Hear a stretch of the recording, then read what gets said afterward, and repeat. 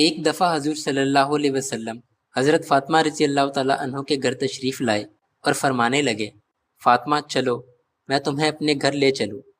حضرت فاطمہ رضی اللہ تعالیٰ عنہ کہنے لگی، حضرت علی رضی اللہ تعالیٰ عنہ گھر پر نہیں ہیں، یا رسول اللہ میں نہیں جا سکتی۔ آپ صلی اللہ علیہ وسلم فرمانے لگے، میں آپ کا والد ہوں۔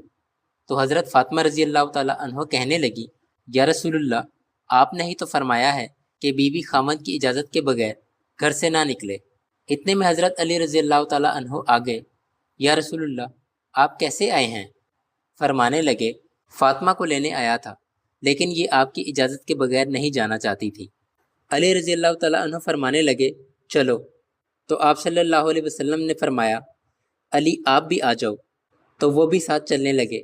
نبی پاک صلی اللہ علیہ وسلم آگے جا رہے تھے، فاطمہ رضی اللہ تعالیٰ عنہ ان کے پیچھے اور حضرت علی رضی اللہ تعالیٰ عنہ ان کے پیچھے جا رہے تھے۔ حضرت علی عرض کرنے لگے، یا رسول اللہ فاطمہ سے کچھ پوچھنا چاہتا ہوں، یہ میری بیوی ہیں، مجھ سے آگے جا رہی ہیں اور میں اس کا خاوند ہوں، میں اس کے پیچھے جا رہا ہوں۔ آپ صلی اللہ علیہ وسلم فرمانے لگے، فاطمہ علی کو جواب دو۔